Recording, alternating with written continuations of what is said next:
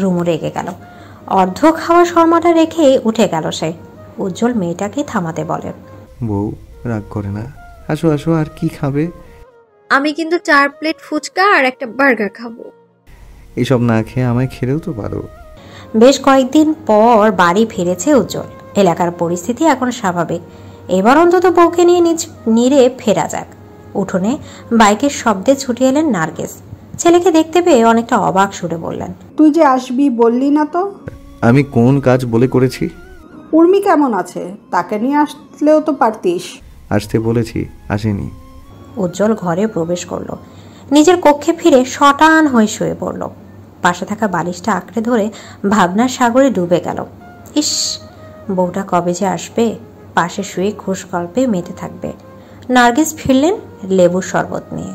যত্ন নিয়ে টেবিলে গ্লাসটা রেখে বলেন, কি খাবি? আম্মা ভাত দাও। আমি বাড়ছি, তুই আয়। নার্গিস দরজা পর্যন্ত গিয়ে ফিরে এলেন চিন্তিত কণ্ঠে। বলেন, রুমু কেমন আছো? আমি কি জানি? তুই না বললি সে যেখানে আছে নিরাপদে আছে? আচ্ছা, তাহলে বাদ দাও। রাশেদ আর ঝামেলা করেছে? সে তো প্রতিদিনই করে। ওর বাড়ির উঠোন থেকে আমাদের গালাগালি করে। কতদিন এসব সহ্য করা যায় বলতো? যতদিন না ওর মুখটা সেলাই করতে পারছি। তোর চাচির আশকারা পেয়ে ছেলেটা বকে গেছে। বাদ দাও, এরা জাহান্নামে যাক। খিদে পেয়েছে, ভাত দাও। উজ্জ্বল উঠে গিয়ে খেতে বসে খাবার শেষ করে সোফায় বসে টিভি অন করে। নার্গিস হাতের কাজ শেষ করে পুনরায় উজ্জ্বলকে বলে, এলাকার সবাই গুজব ছড়িয়েছে তোর সাথে নাকি রুমু পালিয়েছে। মানে উজ্জ্বল, তোর মতিগতি আমার ভালো ঠেকছে না। এইসব কি সত্যি বাপ? উজ্জ্বল নড়ে চড়ে বসে, গলা ঝেড়ে কেসে বলে, 10 দিন আগে বিয়ে করেছি আম্মা। মজা করছিস? একদম না, তোমার মুরগির বাচ্চাগুলোর কসম। নার্গিস বেশ অবাক হলেন। বসা থেকে উঠেও দাঁড়ালেন। এসব কি বলিস? সত্যি বিয়ে করেছিস? একদম সত্যি, পিওর সত্যি আম্মা। কাবিন 40 লক্ষ। জিন্দেগিতে এই টাকা সহজে পরিশোধ করতে পারবো না।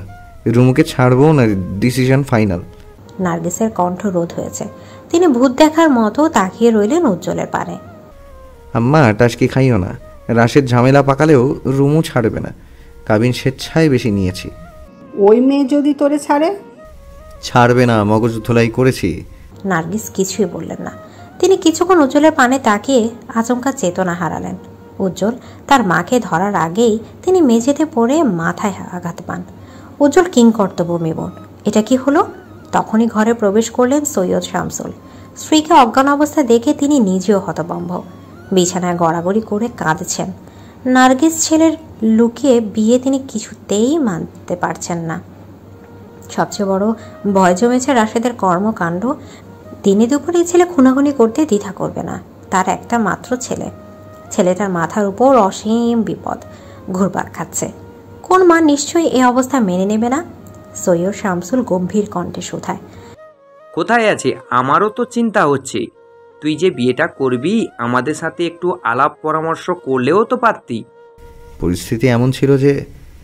তুই আমাকে পরিস্থিতি দেখাচ্ছিস? ইচ্ছে করছে গায়ের সব শক্তি দিয়ে মারতে। আব্বা, আপনার ছেলে বড় হয়েছে, ভুলে গেছেন? আমার ছেলে বড় হয়েও বেকুপের মতো কাজ করছে।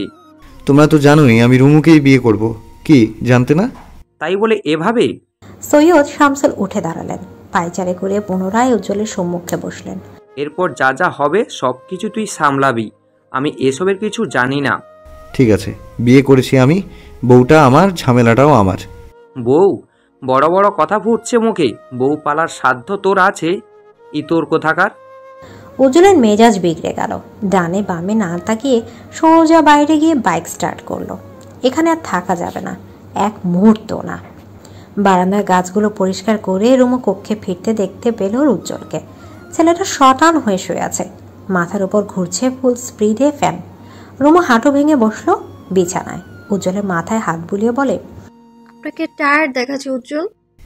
গরমে সব ভুলে গেছি রে, শুধু মনে আছে লাউ আর কদু, তুমি আমার বধূ। রুমু খিলখিলি হেসে উঠল। আম্মাকে আজ বিয়ের কথা বলেছি রুমু। বাড়ি গিয়েছিলেন? হুম। চাচি আম্মা কি বললো? মাথা ঘুরে পড়ে গেছে। কি? জি। আর চাচা যান কি বললো? এই বিয়ে সম্পর্কে তিনি কিছুই জানেন না, সব দায় আমার। লোকটার সাথে রাগারাগি করেছে? খুব বেশি না, অল্প। না জানিয়ে বিয়ে করেছি তো, হঠাৎ জানায় কষ্ট পেয়েছে।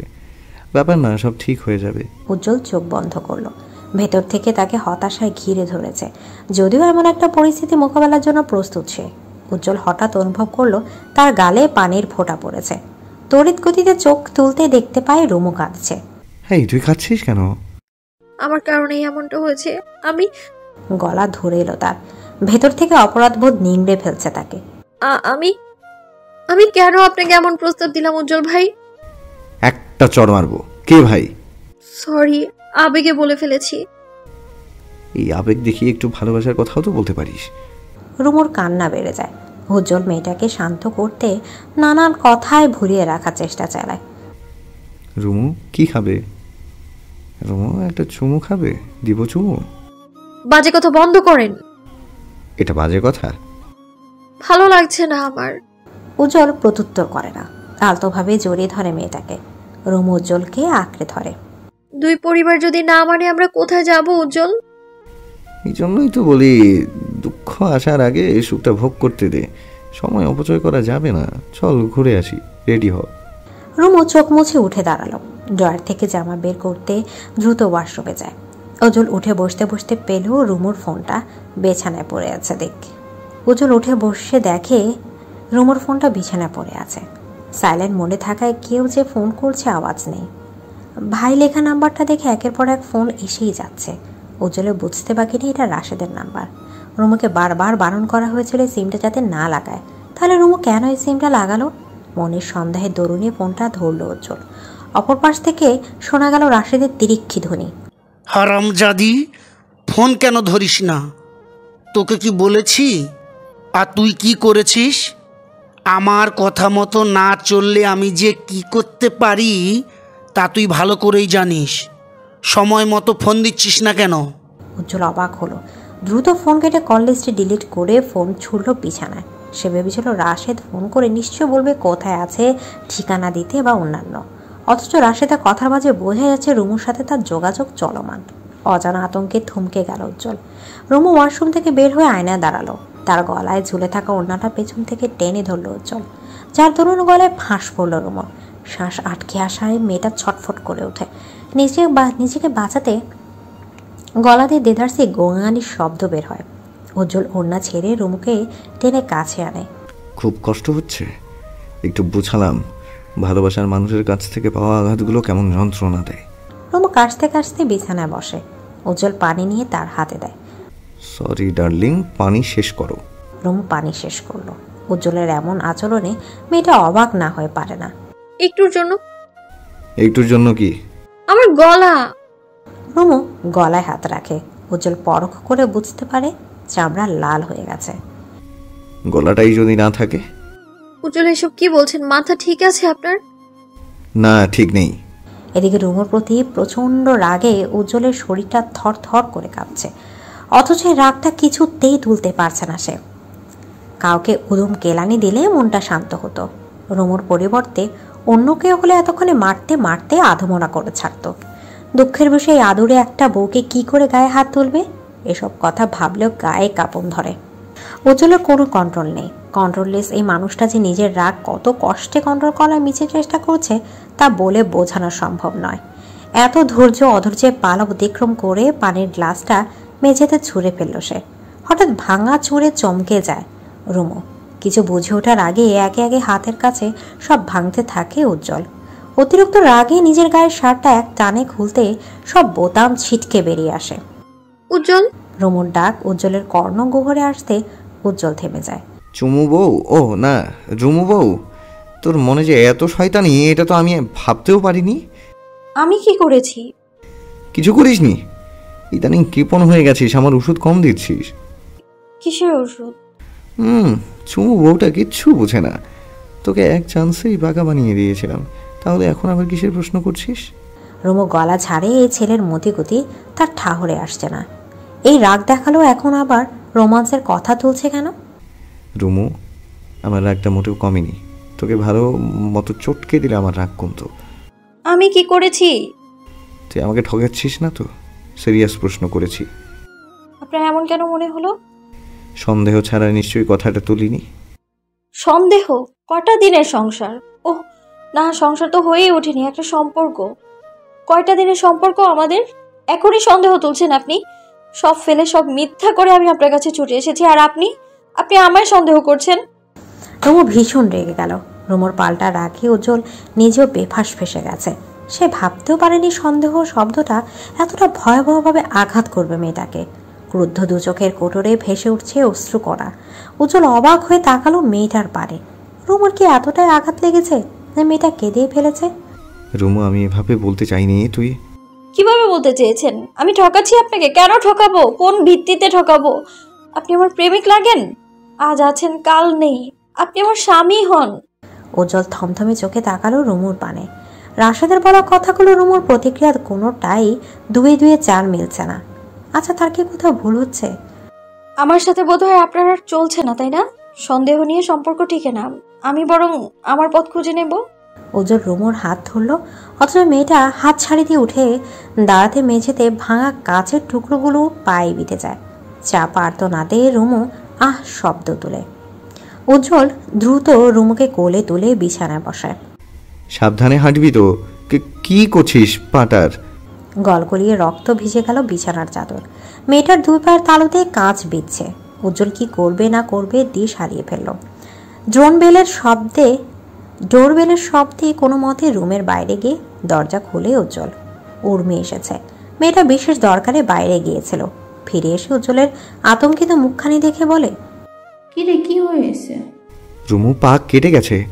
কি বলিস? কিভাবে? আমার ভুলে।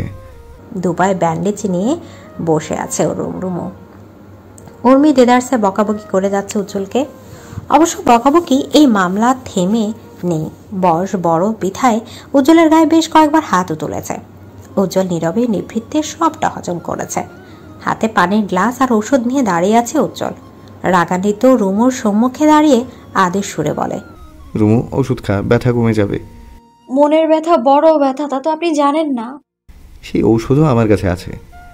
চোটপাট না করে ফটাফট ওষুধগুলো গিল। রুমু নিজের রাগ বজায় রেখে বলে, গিলবো না, বললাম তো গিলবো না। এই, কার সাথে তেরামো করিস? আমিও পিএইচডি করা তেরা উজ্জ্বললা, তোর সাধ্য নেই আমার সাথে তেরামো করার। উজ্জ্বল রুমুর গাল চেপে ধরল। মুখে ওষুধ পড়ার আগে তার পিঠে পড়ল এক দানবীয় থাবা। তীব্র ব্যথায় দাঁত কিরমিরিয়ে পেছন ঘুরতে দেখতে পেল রাগান্বিত উর্মিকে। তোর সাহস কি করে হয় রুমিকে মারার? বিয়ে করেছিস স্বেচ্ছায়, কিচ্ছু বলিনি। এখন বউ অত্যাচারে লেগে গেছিস? তুই আমার ভাই? বেয়াদব নির্লজ্জ ছেলে। মেয়েটার ভাইয়ের এই অবস্থার জন্য কে দায়ী? এই, তুই বের হ রুম থেকে। উর্মি ধাক্কা দিয়ে বের করে দিল উজ্জ্বলকে। বেচারা উজ্জ্বল হতভম্ব হয়ে পানির গ্লাস হাতে দাঁড়িয়ে রইল। হতাশার শ্বাস টেনে আফসোস সুরে বলে, গাল চেপে যখন চুমু খাই তখন দোষ নাই, তখন তাকে অত্যাচার বলে না। অথচ ভালোর জন্য গলা চেপে ওষুধ খাওয়াচ্ছিলাম, এখন আমি অত্যাচারিত পুরুষ। উর্মির ওপর দিয়ে কি যে একটা ঝড় যাচ্ছে একথা কাউকে বোঝানো সম্ভব নয়। বাড়ি থেকে বাবা মা ফোন করে বারবার ধমকা ধামকি করছে। এদিকে রুমু পা কেটে বসে আছে। এই বিয়ে নিয়ে বাবা মা কেউ সন্তুষ্ট নয়। একমাত্র ছেলের এমন বিয়ে, তাও কিনা শত্রুপক্ষের সাথে। এই ব্যাপারটা কে মানতে পারবে? উজ্জ্বল রাগারাগি করে বাসা থেকে বেরিয়ে গেছে। তামিম অফিস থেকে বাসায় ফিরে যখন জানলো এই সাংঘাতিক কাণ্ডের কথা, তখন আর ধৈর্য কুলায়নি। মুখে যা এসেছে তাই বলে বকাবকি করেছে উজ্জ্বলকে। উজ্জ্বল প্রথম পর্যায়ে সব হজম করলো, পরবর্তীতে আর হজম করার ধৈর্য রইল না। নিজ কক্ষে ফিরে সশব্দে দরজা বন্ধ করে রুমুকে বলে, তোর ভাইয়ের সাথে কি সলা পরামর্শ চলছে? আমাকে মারবি নাকি আমার পরিবারকে মারবি? তার মানে ভাই বোন মিলে এসব নাটক করলি? এই যে পালিয়ে এসে বিয়ের কথা তোলা, হঠাৎ করে আমার সাথে ভালোবাসাবাসি খেলা, এসব তো নাটক ছিল। রুমু চমুকে গিয়ে ঢোক গেল। তার মানে উজ্জ্বল কিছু আঁচ করেছে। উজ্জ্বলকে কিছু জেনে ফেললো? কি হলো? মুখে কোনো কথা নেই কেন? এই কয়েকদিনে আপনার কি মনে হয়েছে আমি নাটক করেছি? করতেও তো পারিস। এই চিনলেন আমায়? তুই রাশেদের বোন। সবচেয়ে বড় কথা, কার পেটের মেয়ে আমি তো জানি। তোর মা স্টার জলসা জি বাংলা সিরিয়ালের কুটনি মহিলাগুলোর থেকেও বেশি ভয়াবহ। এই মহিলার মেয়ে হয়ে ঝামেলা যে পাকাবি না তার গ্যারেন্টি তো আমি পাচ্ছি না। তোর ভাইয়ের সাথে যে তোর ফোনে কথা হয় কি ভাবলি আমি কোনোদিন জানবো না?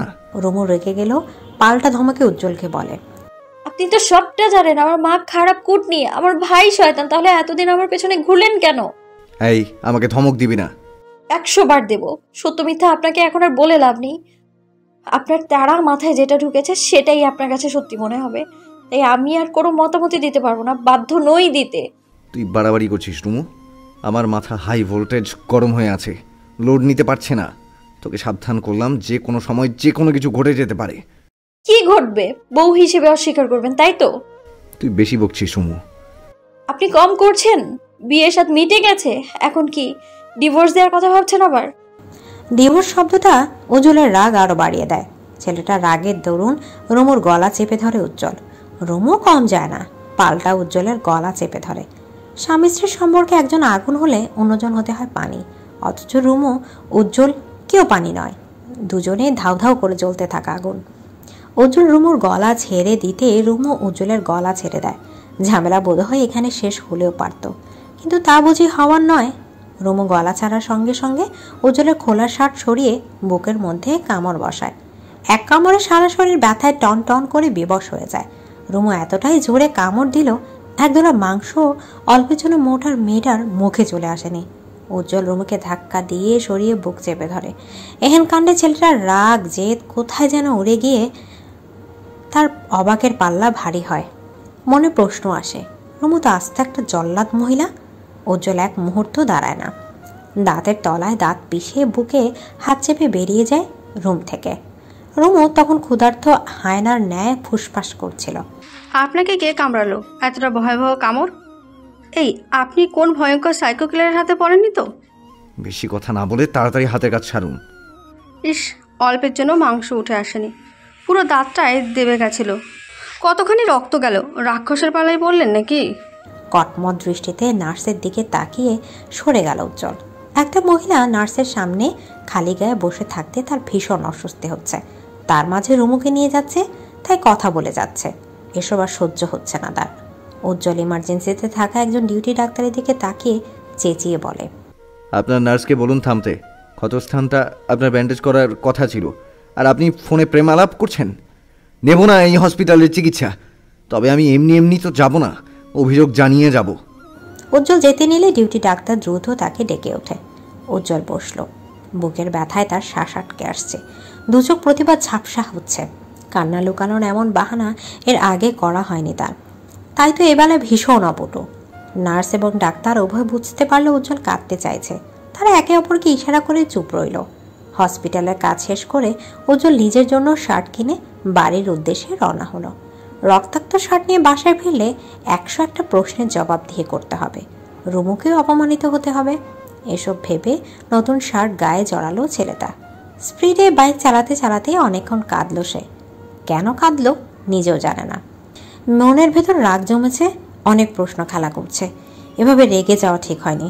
তাকে ঠান্ডা মাথায় সবটা সামলাতে হতো, অথচ সে বেফাস রাগ দেখে জল ঘোলা করল। কথায় কথায় রুমুকে আঘাত করাও কি ঠিক ছিল? এমন কন্ট্রোললেস হলে ভবিষ্যৎ অন্ধকার। তবে উজ্জ্বল রুমুর এমন রণচণ্ডী রূপ আশা করেনি। রুমু যে এতটা রাগে যেদি সে আগে কখনো ভাবেনি। রাগ থাকবে স্বাভাবিক, তাই বলে এতটা? কই, এই মেয়েটাকে বাইরে থেকে তবু এমন বোঝা যায় না। উজ্জ্বল রাত 11টায় বাড়ি ফিরল। তামিম দরজা খুলে নিয়ে নিজের রুমে চলে গেল। উজ্জ্বল দরজা বন্ধ করে চলে গেল নিজের কক্ষে। উর্মির রুমুর পাশে শুয়ে দুজনে ঘুমিয়ে আছে। এ পর্যায়ে উর্মির প্রতি পাল্টা জেদ জন্মালো তার। নিশ্চয়ই ইচ্ছে করে এমন করেছে উজ্জ্বল, যেন রুমে আসতে না পারে। উজ্জ্বল গটগটি অন্য রুমে চলে গেল। তামিম পর্দার আড়ালে সবটা দেখল। চুপচাপ উর্মির কাছে গিয়ে ডেকে আনলো তাকে। যা হয়েছে হয়েছে, এখন তাদের স্বামী স্ত্রীর মাঝে না ঢোকাই ভালো। উর্মি ভেবেছিল উজ্জ্বলকে আজকে তার রুমুর সাথে থাকতে দেবে না, এটাই উজ্জ্বলের শাস্তি। কিন্তু তামিমের আদেশে সে আর নিজের পরিকল্পনা সফল করতে পারল না। রান্নাঘর থেকে ঝনঝন আওয়াজ পেতে উজ্জ্বল বুঝতে পারে উর্মি নিশ্চয়ই উঠে গেছে। ছেলেটা দেরি করেনি, দ্রুত চলে গেল নিজের কক্ষে এবং দ্রুত হাতে দরজা বন্ধ করে নিশ্চিন্ত হতো। রুমু ঘুমিয়ে আছে। রুমুর পাশে চুপটি করে শুয়ে পড়ল সে। রাত বাড়ল, অনেকটা সময় পেরিয়ে গেল। রুমু চোখ খুলে পাশে থাকাতে উজ্জ্বলকে দেখতে পেয়ে ঢোক গিলল। তখনকার কামড়ের কথা মনে পড়তে অনুশোচনায় ভরে গেল মন। উজ্জ্বলের বুক থেকে ধীরে ধীরে জামাটা সরাতে বড় ব্যান্ডেজ দেখে আটকে উঠেছে। বন্ধ চোখের পাতা ফটফট খুলে ফেলল উজ্জ্বল। হঠাৎ দুজনে চোখাচোখি হতে ভীষণ অপ্রস্তুত হয়ে পড়ল রুমু। কুত্তি বউ! উজ্জ্বলের ধমকে কেঁপে উঠল রুমু। দ্রুত পায়ে বিছানা থেকে নাম থেকে পায়ের তালু যখন মেঝেতে লাগে, ব্যথায় পা টনটন করতে ছিটকে পড়েছে। উজ্জ্বল উঠে এসে দ্রুত রুমুকে কোলে নিয়ে বিছানায় বসায়। কোথায় যাবি? জাহান্নামে। যে নারী স্বামীকে কামড়াকামড়ি করে সেই নারী এমনিতেও জাহান্নামেই যায়। ওহ আচ্ছা, যে স্বামী রোমান্সের নামে কামড়াকামড়ি করে সে বুঝি খুব সোয়াব কামিয়ে ফেলবে না? ওটা কামড়াকামড়ি না, লাভ বাইট মূর্খ। রুমু প্রত্যুত্তর করে না, শটান হয়ে শুয়ে পড়ে বিছানায়। উজ্জ্বল নিজেও শুয়ে পড়ে। দুজনের মাঝে ছেয়ে যায় নীরবতা। আগ বাড়িয়ে কেউ কারোর সাথে কথা বলে না। এভাবে কেটে যায় আরও 2 দিন 2 রাত। উজ্জ্বল আর রুমুর মাঝ বেড়েছে দূরত্ব। উজ্জ্বল আগ বাড়িয়ে কথা বলতে চাইলেও রুমু বলেনি। তীব্র জেদটাকে আঁকড়ে ধরে নীরবতাকে আপন করেছে। শুনশান নীরবতা। আরেকটা রাত এসেছে, যে রাতে উজ্জ্বল এবং রুমু দুজনেই দুকোনায়। হঠাৎ উজ্জ্বলের ফ্যাচপ্যাচ নাকের শব্দে রুমু উঠে বসে এবং মাথা তুলে তাকাতে দেখতে পায় উজ্জ্বল কাঁদছে। উজ্জ্বলের মতো শক্তপোক্ত দেমাকি ছেলে কাঁদছে। ব্যাপারটা যেন বেশ আশ্চর্যের বিষয়। উজ্জ্বল কাঁদছেন আপনি? কই? রুমু হাত বাড়িয়ে উজ্জ্বলের গাল ছুঁয়ে দিয়ে ভেজা গাল দেখে সহজে বুঝতে পারে উজ্জ্বল কাঁদছে। এ কি আপনি কাঁদছেন অথচ বলছেন কাঁদছেন না? কি হয়েছে দেখি? রুমু উজ্জ্বলকে টেনে ঘোরায়। উজ্জ্বল জেদ দেখে বালিশে মুখ ঢেকে শুয়ে পড়ে।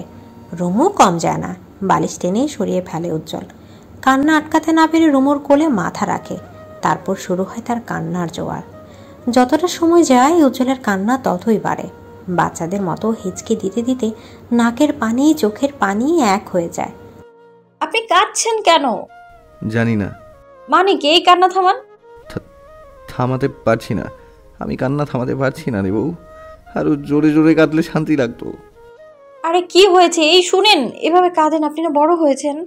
কান্না কন্ট্রোলে আসছে না, আমি সব গুলিয়ে ফেলছি। উজ্জ্বল এভাবে কাঁদতে থাকে অনেকক্ষণ। রুমু বুঝে উজ্জ্বলকে শান্ত করতে পারল না। কালক্রমে রুমু বুঝতে পারল উজ্জ্বলের কোন দিক দিয়েই কন্ট্রোল নেই। না রাগে জেদে, রোমান্সে, না হাসিতে, না কান্নায়। রাত শেষ হওয়ার পথে উজ্জ্বলেরও কান্না থেমে এলো। ছেলেটা বাথরুম থেকে হাত মুখ ধুয়ে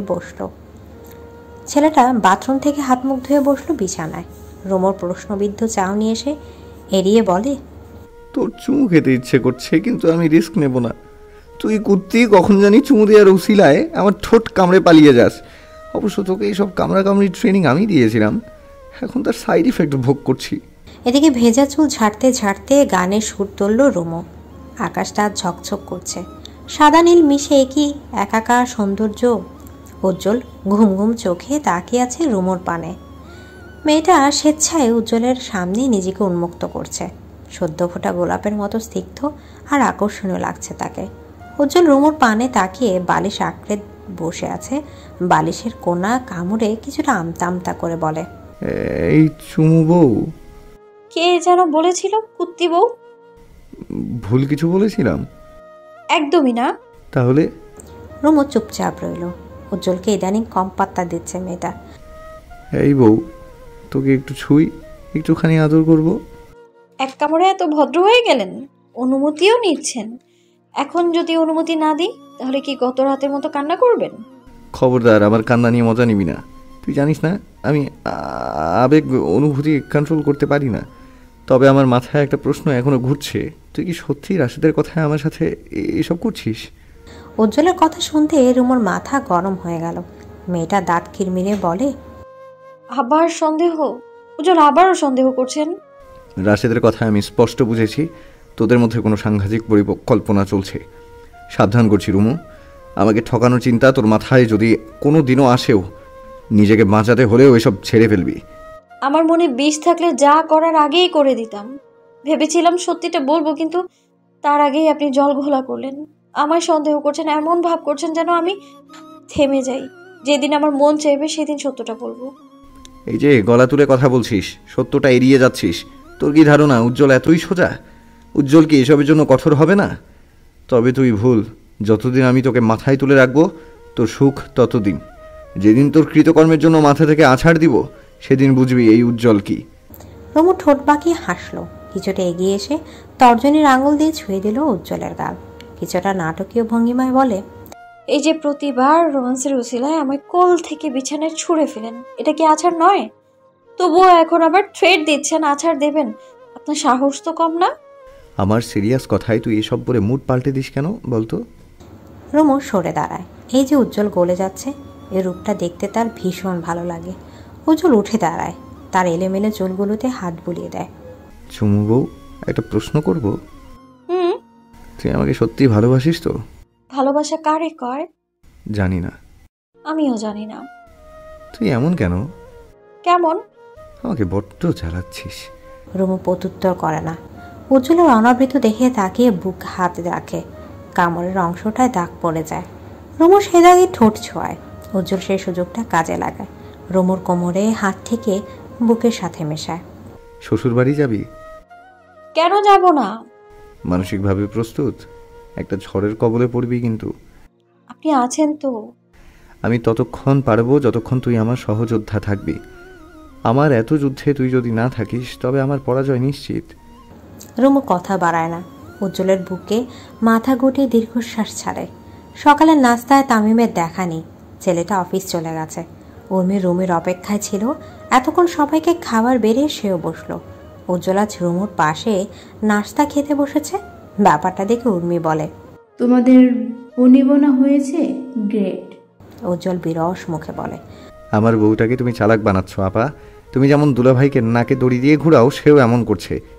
তোরা বেড়া জাত খুব ভালো। চুপচাপ খা। আর একটা কথা শোন, আম্মা ফোন করেছে, চাচি নাকি মামলার ধমকি দিয়েছে। তো মামলা টামলা করলে আমার কি? আমি কাল যাচ্ছি এলাকায়।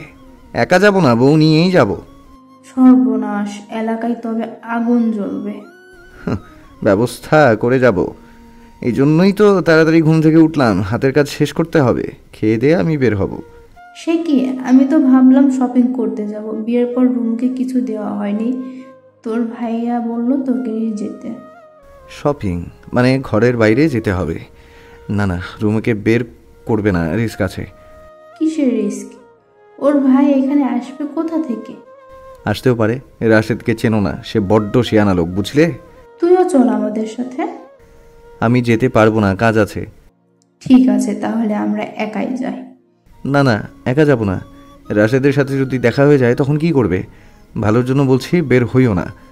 কিছু হবে না, তুই ফাও চিন্তা করিস না তো। উজ্জ্বল অনেকবার বারণ করলো, কিন্তু উর্মি কথা শুনল না। উজ্জ্বল নিজ কাজেই বেরিয়ে গেল। অপরদিকে রুমু এবং উর্মি দুজনে বেরিয়ে গেল শপিংয়ের উদ্দেশ্যে।